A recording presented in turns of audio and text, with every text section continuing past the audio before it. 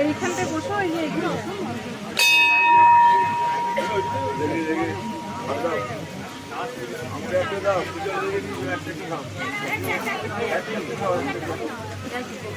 तीन 330 साल पुराने, ठीक। तो वहां से महाभारत बोला गया और यहाँ से लिखा गया।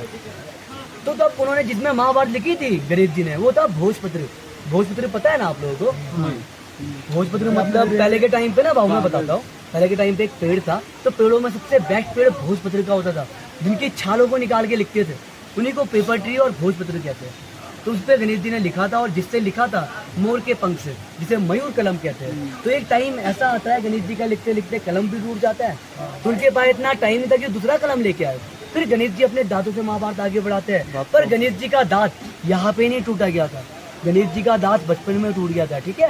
उनका दांत तोड़ा था परशुराम जी ने। तो परशुराम जी उनका दांत इसलिए तोड़ते हैं क्योंकि वो भोलेनाथ जी से मिलने जाते हैं। परशुराम जी तो गणेश जी नटखट थे, बच्चे थे, नारायण जी उनको आगे रास्ते पे खड़े हो जाते, उनको आगे नहीं जाने देते। तो लाख जतन करने के बाद भी जब वो नहीं मानते तो परशुराम जी पर परशु प्रहार करके उनका दांत तोड़ देते हैं। तो जैसे गणेश जी का दांत टूटता है, सारे देवी देवता परेशान हो जाते हैं, और खुद भोलेनाथ जी की वाइफ और गणेश जी की माता जी पार्वती जी बाहर आती है दौड़ती हुई कि मेरे पुत्र पे किसने प्रहार किया। जैसे देखते अपने पुत्र को जमीन पे लेटा हुआ, दांत टूटा है, तो पार्वती माता जी काली माँ का रूप ले लेती है और पूरे ब्रह्मांड में विनाशकारी बन जाती है, विनाश करने लग जाती है। तो सारे सृष्टि में जितने भी देवी देवता है, जितने भी ब्रह्मांड में देवी देवता है, वो माता जी के पास आते हैं, उनसे क्षमा मांगते हैं, माता जी माफ़ कर दीजिए, माता जी शांत हो जाओ। तो जैसे माता जी शांत होती है, अपने असली रूप में आती है, तो परशुराम जी कहते हैं पार्वती माता जी मुझे क्षमा कर दीजिए, पर मैं आपके पुत्र गणेश जी का टूटा हुआ दांत जोड़ तो नहीं पाऊंगा, पर मैं आपको इतना वरदान देता हूँ कि आपके ये पुत्र गणेश जी टूटे हुए दांत के नाम से जाने जाएंगे और बहुत ज़्यादा फेमस होंगे। इन्हीं नाम से इनको इनके भक्तजन माने गए, एक दंत दयावान और 4 भुजाधारी, चारों हाथों से भी लिखते थे। तो जो इनका टूटा हुआ दांत है पार्वती माता जी, ये कभी वेस्ट नहीं जाएगा। गणेश जी को बोलना ये संभाल के रखो, तो इसलिए गणेश जी टूटे हुए दांत को हमेशा अपने साइड में बांध के रखते थे।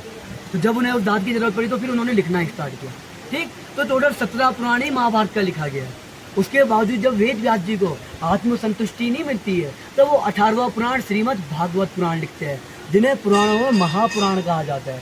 तब जाके उनको संतुष्टि मिलती है। इसीलिए इस बोर्ड पे लिखा गया है 18 Indian epics Purana and Mahabharata was composed, ठीक, यानी 18 पुराणों का हिस्ट्री, जिसमें 17 ग्रंथ महाभारत और 18 पुराण श्रीमद् भागवत पुराण। अब आप इनका दर्शन करोगे और नेक्स्ट पॉइंट अपना व्यास गुफा।